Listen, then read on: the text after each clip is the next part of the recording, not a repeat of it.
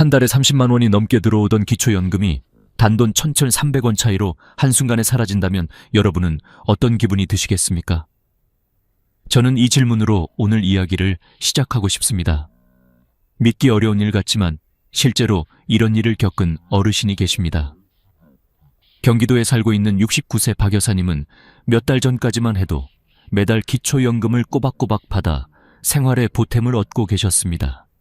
하지만 단돈 1,300원이 기준선을 넘어섰다는 이유로 그 혜택이 갑자기 끊겨버렸습니다. 마치 오랜 친구가 하루아침에 등을 돌린 것처럼 허탈하고 분노가 몰려왔던 순간이었죠.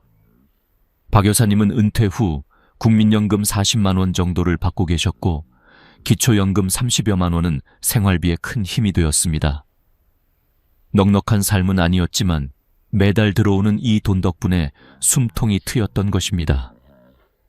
그런데 부모님에게 물려받아 오래도록 가지고 있던 시골 땅을 팔게 된 것이 문제였습니다. 땅을 팔아 1억 2천만 원이 통장에 들어오면서 소득 인정액이 229만 원 기준선을 넘겨버린 겁니다. 그런데 그 차이가 고작 1,300원이었습니다. 단돈 커피 한 잔 값이 박 여사님의 삶을 완전히 바꾸어 버린 것이죠. 이 이야기를 들으신다면 아마 많은 분들이 그럴 리가 있나? 국가 제도가 그렇게까지 냉정할까? 하고 되묻고 싶으실 겁니다. 그러나 현실은 그렇습니다. 정부는 일정한 기준을 두고 그것을 넘으면 단 한 푼이라도 연금을 지급하지 않습니다. 마치 억울한 시험 낙제처럼 59점과 60점의 차이가 천국과 지옥을 가르는 셈이지요. 더 무서운 건 이런 사례가 결코 드문 일이 아니라는 사실입니다. 지금 이 순간에도 수많은 어르신들이 작은 계산 실수 혹은 재산 정리 한 번으로 기초연금을 놓치고 계십니다.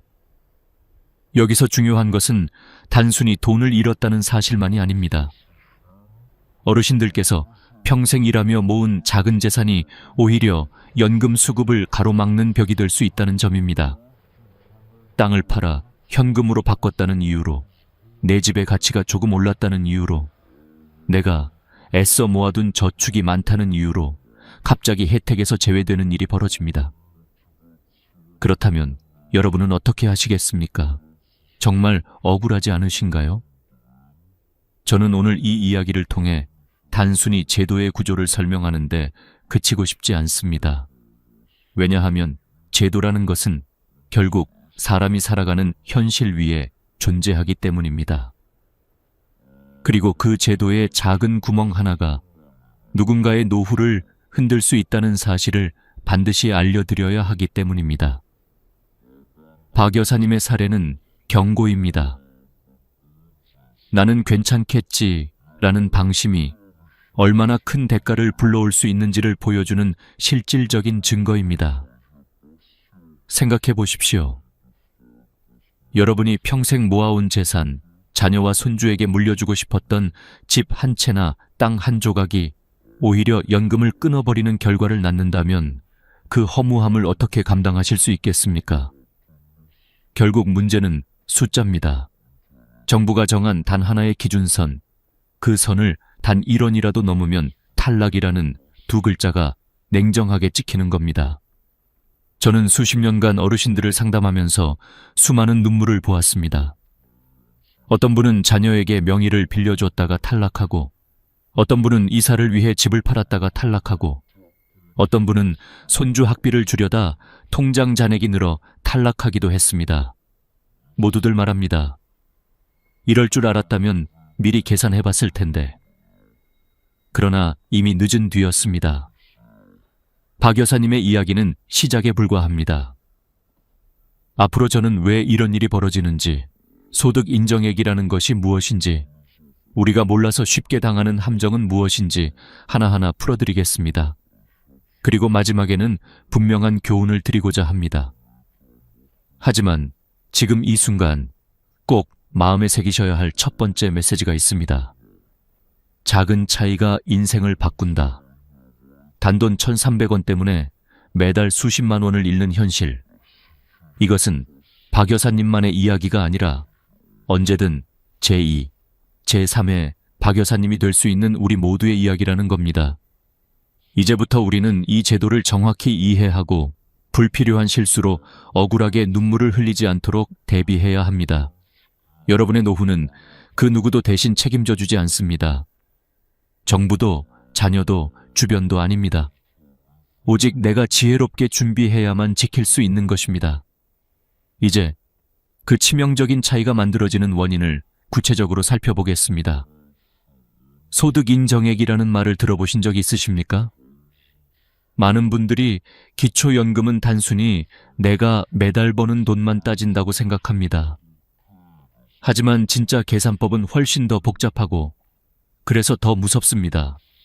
정부는 국민연금, 아르바이트 수입뿐만 아니라 집, 땅, 예금, 주식, 심지어 보험 해약 환급금까지 모두 돈으로 환산해 합쳐버립니다. 이것이 바로 소득 인정액입니다.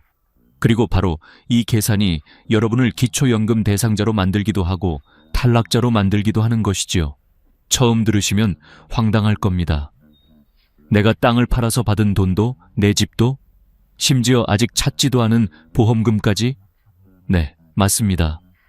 정부는 언제든 현금화할 수 있는 재산은 다 소득으로 볼 수 있다고 판단합니다. 그래서 통장에 돈이 많으면 그 돈은 그대로 소득으로 계산됩니다. 예를 들어 보겠습니다. 통장에 3억 원이 있다고 가정해 보겠습니다. 기초연금 기준에 따르면 우선 2천만 원을 기본 생활비로 공제합니다. 그러면 2억 8천만 원이 남죠. 여기에 연 4%를 곱하면 1년 소득으로 환산됩니다. 즉 1,120만 원입니다. 이 금액을 12달로 나누면 월 93만 원 정도가 소득으로 잡히는 겁니다. 그런데 이게 끝이 아닙니다. 예금에서 발생하는 이자 소득도 따로 더해야 합니다. 만약 연 3% 이자가 붙는다면 연 900만 원, 한 달로 나누면 약 75만 원입니다. 이 중 일부를 공제한 뒤 다시 합산하면 최종 소득 인정액은 약 160만 원을 넘기게 됩니다. 단순히 돈을 넣어둔 것뿐인데 매달 소득이 있는 것처럼 계산되는 셈입니다.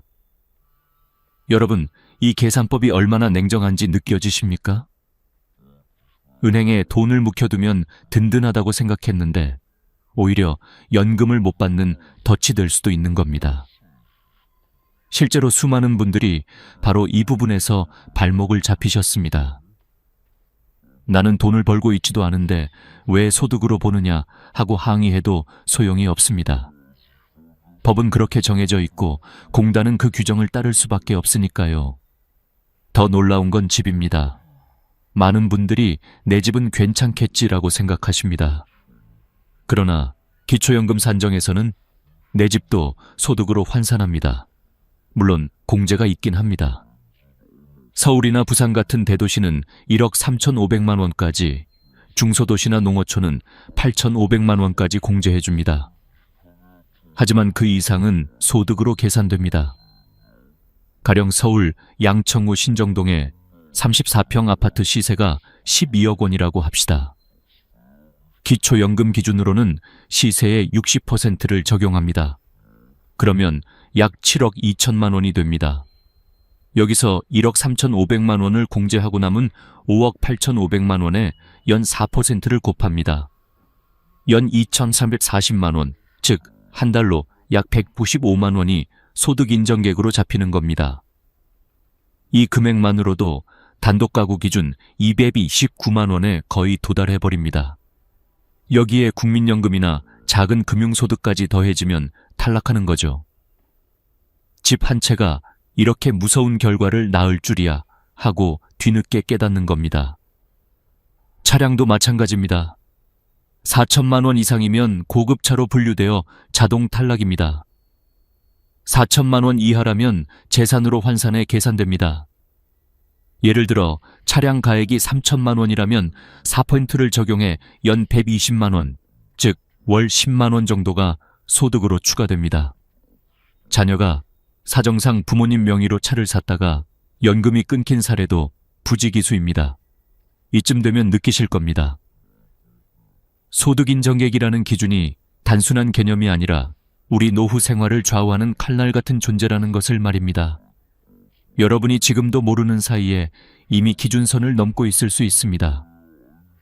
작은 저축, 오래된 집, 자녀를 돕기 위해 빌려준 명예 하나가 소득으로 잡히면서 기초연금이 끊길 수 있습니다.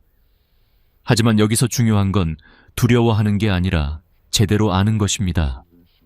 제도가 냉정하다면 우리는 그 냉정함을 이해하고 대비해야 합니다. 몰라서 억울하게 손해보는 일이 없도록 지금부터는 소득 인정액의 진짜 의미를 똑똑히 기억하셔야 합니다. 이제 우리는 이 계산이 어떻게 실제로 집과 자동차에서 불리하게 작용하는지, 그리고 어떤 함정이 숨어 있는지를 살펴보겠습니다. 여러분이 절대 놓쳐서는 안 될 숨은 덫이 바로 다음 이야기 속에 있습니다. 집과 자동차.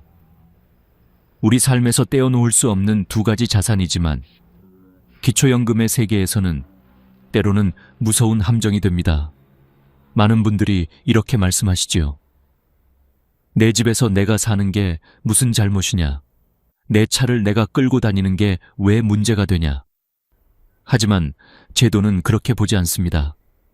그 집과 그 차의 가치를 돈으로 환산해서 소득처럼 계산하기 때문입니다. 먼저 집입니다.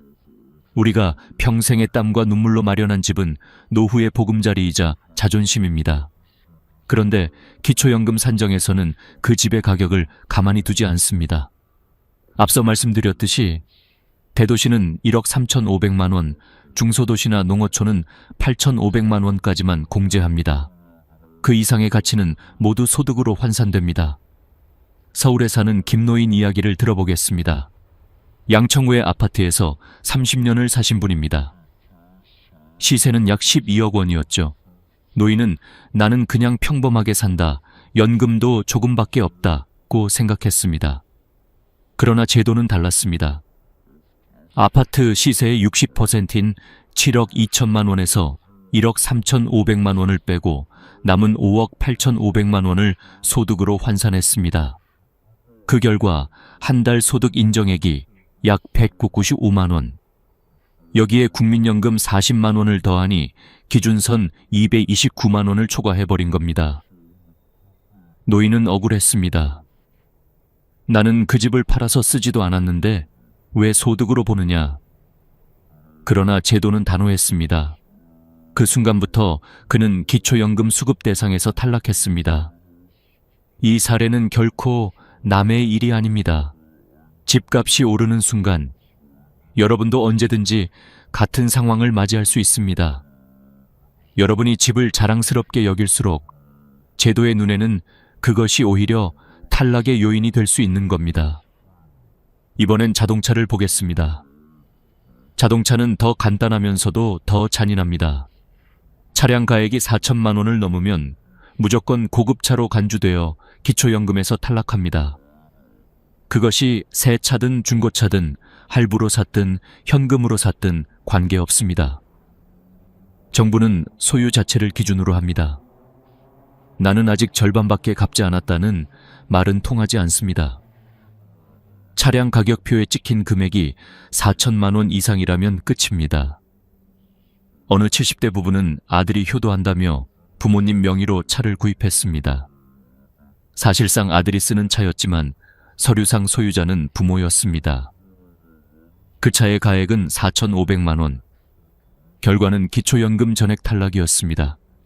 부모님은 항의했지만 소용이 없었습니다. 명의를 빌려줬을 뿐인데 왜? 하지만 제도는 냉정합니다. 명의가 곧 소유이기 때문입니다. 반대로 4천만 원 이하라면 어떻게 될까요? 차량도 재산으로 계산되어 소득 인정액에 포함됩니다.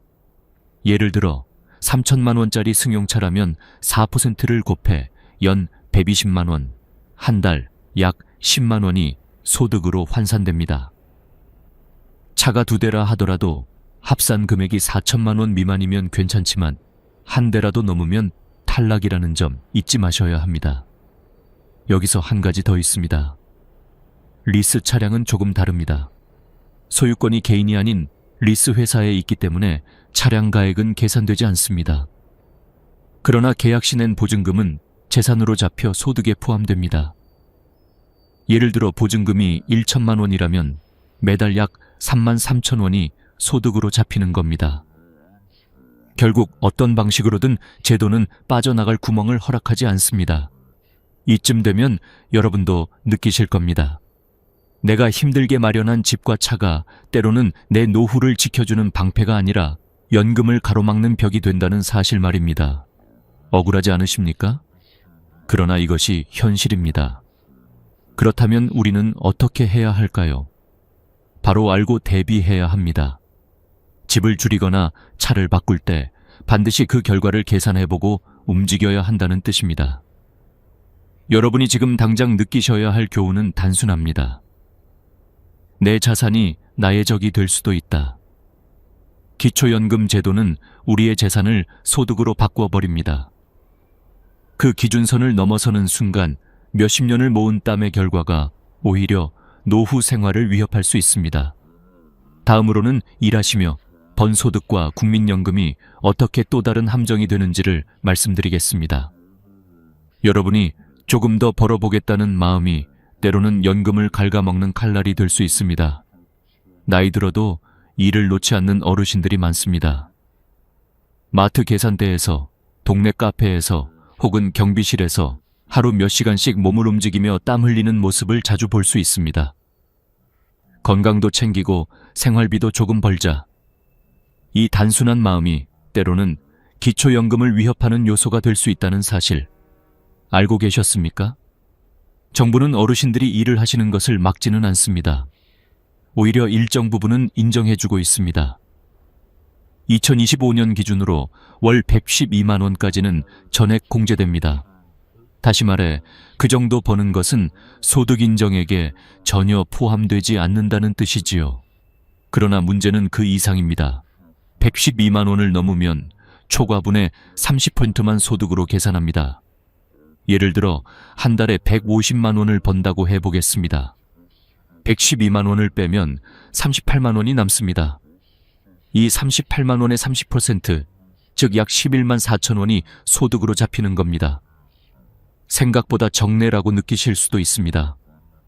맞습니다. 일하는 분들을 배려해서 설계한 제도이기 때문에 완전히 불리하지는 않습니다. 하지만 문제는 이 작은 금액이 다른 재산과 더해질 때입니다. 이미 집이나 예금 때문에 기준선 근처에 있는 분들은 이 소득이 탈락의 마지막 방아쇠가 될 수 있습니다. 그렇다면 국민연금은 어떨까요? 많은 분들이 국민연금 받고 있으면 기초연금은 못 받는다 라고 알고 계십니다.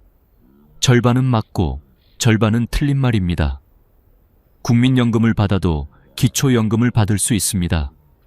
다만 국민연금의 수령액이 많을수록 기초연금이 감액되는 구조입니다. 구체적인 기준을 보겠습니다. 정부는 기초연금 기준액을 월 34만 10원으로 정해두었습니다. 여기에 150%를 곱한 금액, 즉 약 51만 3,760원이 감액의 기준선이 됩니다. 만약 여러분이 국민연금을 70만 원 받고 있다면 이 기준선을 약 18만 6천 원 초과한 것입니다. 그 초과분에 따라 단계적으로 기초연금이 줄어듭니다. 원래 받을 수 있는 금액이 34만 원대라면 여기서 6만 10만 원이 줄어드는 것이죠. 심지어 국민연금을 월 100만 원 이상 받는다면 기초연금이 전액 감액되는 경우도 있습니다. 나는 국민연금을 오래 냈으니 더 안정적이다 라고 생각했는데 오히려 기초연금에서 불리해지는 아이러니한 상황이 생기는 겁니다. 그러나 여기서 중요한 건 포기하지 않는 것입니다. 감액은 영원하지 않습니다. 재산이 줄거나 배우자 상황이 바뀌면 다시 전액 수급이 가능해질 수 있습니다. 그러니 스스로 단정지어 나는 못 받겠다 하고 포기하는 건 가장 어리석은 선택입니다.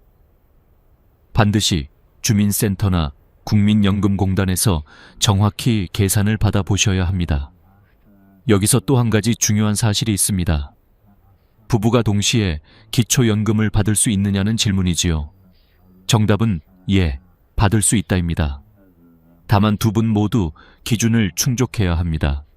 예를 들어 부부가 모두 65세 이상이고 부부 가구 기준 소득 인정액 이하라면 두 분 모두 신청해 수령할 수 있습니다.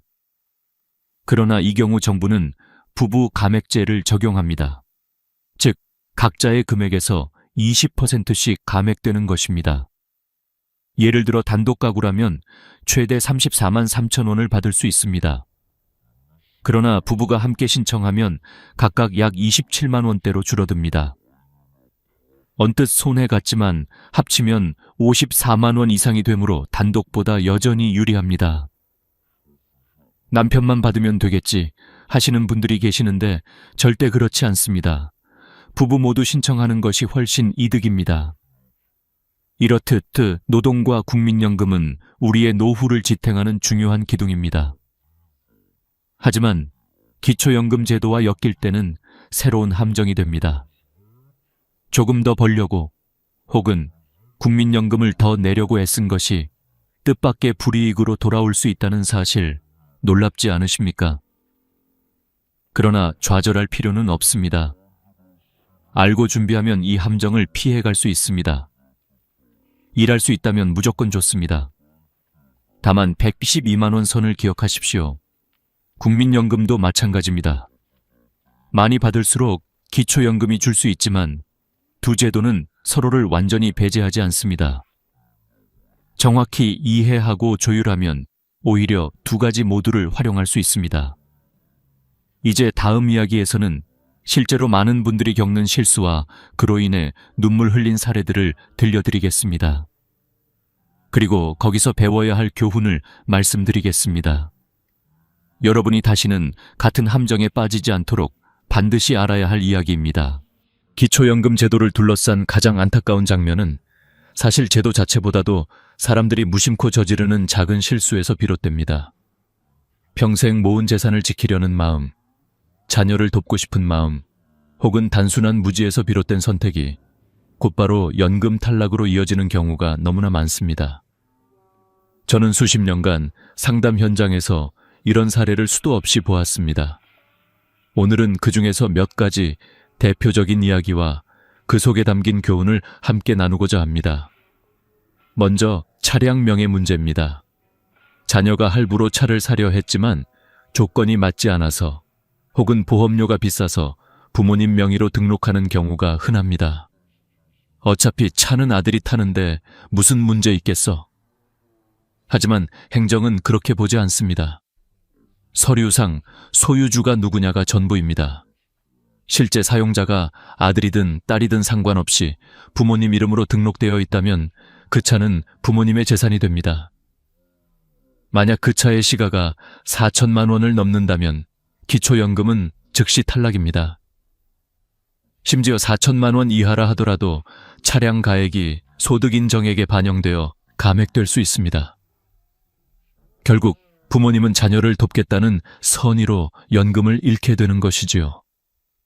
또 하나는 주택을 옮기는 경우입니다. 나이가 들면서 큰 집을 유지하기 힘들어 작은 집으로 옮기는 분들이 많습니다. 그런데 이 과정에서 생각지도 못한 일이 벌어집니다.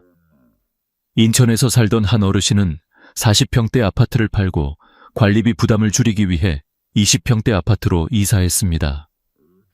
이제 더 적은 집이니 연금도 문제 없겠지 하고 안심했지만 오히려 그 순간 연금이 끊겼습니다.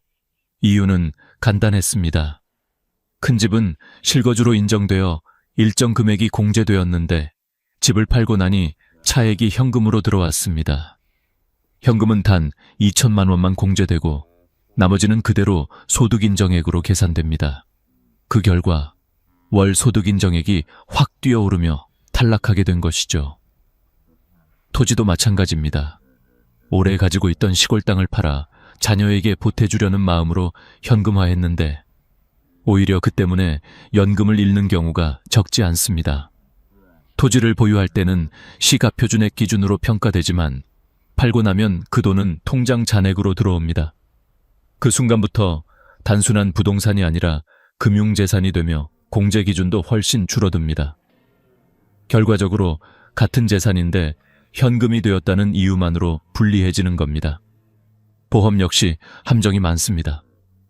나는 아직 보험금을 타지도 않았는데 왜? 라고 반문하시는 분들이 많습니다. 하지만 정부는 해약 환급금을 기준으로 합니다. 지금 당장 해지하면 받을 수 있는 돈이 얼마인가 그것을 계산해 소득으로 환산합니다. 수십 년 동안 꾸준히 부은 보험이 오히려 연금 자격을 막는 벽이 될 수도 있는 것입니다. 이 모든 사례가 우리에게 무엇을 말해주고 있을까요? 바로 알지 못하는 것이 가장 큰 위험이라는 사실입니다.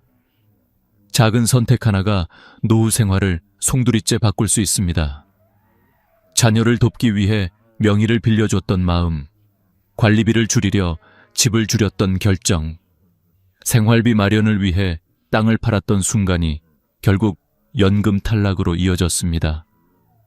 그리고 대부분의 어르신들은 이렇게 말씀하십니다. 만약 미리 알았다면 그렇게 하지 않았을 텐데. 이제 여러분은 알게 되셨습니다. 기초연금 제도는 단순히 나이가 찼다고 혹은 내가 수입이 적다고 해서 자동으로 주어지지 않습니다. 오히려 작은 계산과 선택이 결정적인 차이를 만듭니다. 그렇기에 지금부터는 반드시 행동하기 전에 따져봐야 합니다. 집을 팔기 전에, 땅을 정리하기 전에, 자녀에게 명의를 빌려주기 전에 반드시 연금 기준을 확인해야 합니다. 이 부분에서 우리가 배워야 할 교훈은 단순합니다. 선의가 때로는 나의 권리를 앗아갈 수 있다. 노후의 안전망을 지키기 위해서는 냉정하게 따져보고 전문가에게 상담하고 제도를 깊이 이해하는 과정이 필요합니다. 이제 마지막으로 우리는 어떻게 현명하게 준비해야 하는지 구체적인 행동 지침과 함께 마음에 새겨야 할 메시지를 나누어 보겠습니다. 이것이 오늘 이야기를 통해 여러분께 드리고 싶은 진짜 결론입니다. 박 여사님의 사례와 수많은 어르신들의 눈물은 우리에게 분명한 메시지를 던지고 있습니다. 기초연금은 단순한 혜택이 아니라 노후의 생존과 직결되는 안전망이라는 사실입니다. 그런데 이 안전망은 우리가 모르는 사이에 쉽게 끊어질 수 있습니다. 그 끊어짐을 막기 위해 필요한 것은 거창한 것이 아닙니다. 바로 정확히 아는 것, 그리고 미리 대비하는 것입니다. 먼저, 가장 중요한 건 시기입니다. 기초연금은 만 65세가 되는 해, 생일이 속한 달의 전달부터 신청할 수 있습니다. 7월이 생일이라면 6월부터 신청이 가능한 것이지요.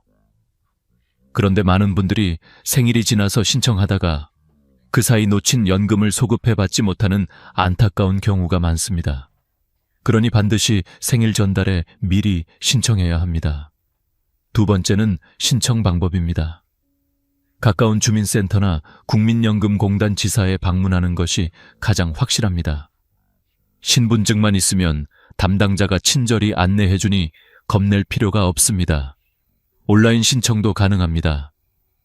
복지로 사이트에서 공동인증서만 있으면 자녀의 도움을 받아 집에서도 신청할 수 있습니다. 중요한 건 미루지 않고 바로 행동하는 것입니다. 세 번째는 관리입니다. 기초연금은 한 번 신청했다고 끝나는 게 아닙니다. 정부는 행복예금 시스템을 통해 정기적으로 재산 변동을 확인합니다. 통장 잔액, 자동차, 부동산, 보험금까지 모두 조사됩니다. 만약 땅을 팔아서 현금이 들어오거나 큰 돈이 입금되면 반드시 30일 이내에 신고해야 합니다. 그렇지 않으면 나중에 환수 조치가 내려지고 심하면 부정수급으로 처벌까지 받을 수 있습니다. 나는 몰라서 못했다는 변명은 통하지 않습니다. 네 번째는 명예관리입니다.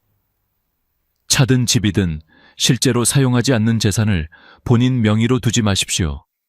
자녀가 필요해 부탁한다고 해도 그것이 곧 나의 재산이 되어 연금 탈락으로 이어질 수 있습니다. 명의는 가볍게 빌려줄 수 있는 것이 아닙니다. 노후를 지키는 권리와 직결된 문제이기 때문입니다. 다섯 번째는 선택의 순간입니다. 집을 팔지, 유지할지, 땅을 정리할지, 놔둘지, 보험을 해지할지, 계속 유지할지. 이런 결정들은 단순한 재산 관리가 아니라 내 연금 수급 여부를 가르는 중요한 분기점이 됩니다. 그러니 반드시 계산해보고 전문가에게 상담한 뒤 움직이셔야 합니다. 마지막으로 제가 드리고 싶은 메시지는 이것입니다. 작은 차이가 인생을 바꾼다. 단돈 1,300원이 평생의 안전망을 끊어버린 박 여사님의 사례처럼 사소해 보이는 선택 하나가 노후의 삶을 완전히 흔들 수 있습니다. 그러나 반대로 작은 지식과 신중한 행동 하나가 평생을 든든히 지탱해 줄 수도 있습니다. 여러분, 기초연금은 누군가에게는 매달 몇만 원일지 모르지만 다른 누군가에게는 매일 밥을 짓고 약을 살 수 있는 생명줄입니다. 그 권리를 잃지 않기 위해서 우리는 반드시 배워야 합니다. 그리고 이 영상을 보고 계신 여러분이 부모님이나 지인들에게 이 사실을 알려주는 것이 또 하나의 선행이 될 수 있습니다. 오늘 이야기를 마무리하며 부탁드립니다. 이 영상이 도움이 되셨다면 구독과 좋아요, 알림 설정까지 꼭 해두시길 바랍니다. 그렇게 하시면 앞으로도 돈 되는 정보, 노후를 지키는 중요한 이야기를 남들보다 먼저 받아보실 수 있습니다. 여러분의 작은 클릭 하나가 누군가의 삶에 큰 힘이 될 수 있습니다. 기초연금은 혼자 알면 아무 소용이 없습니다. 부모님께, 이웃에게, 친구에게 나누어 주십시오. 그 나눔이 결국 당신의 노후를 더 든든히 만드는 힘이 될 것입니다. 저는 앞으로도 어르신들의 삶을 지키는 이야기를 계속 들려드리겠습니다. 오늘 함께 해주셔서 감사합니다.